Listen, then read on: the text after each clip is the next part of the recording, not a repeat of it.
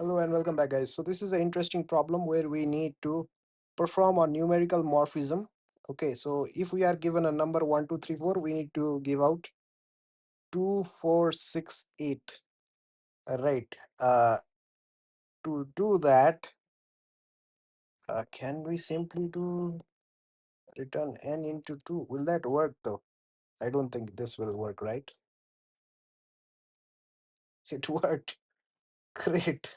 Right. It was not a big deal. I was thinking like we need to do a while loop and all, but yeah, because since it's just doubling up, right? If it was 3, then it's not possible. Since it's only 2, then it's very much possible, right? So let's submit the code. Let's see the solution as well. Yeah, a lot of people have done something similar. I was thinking along this line, but yeah.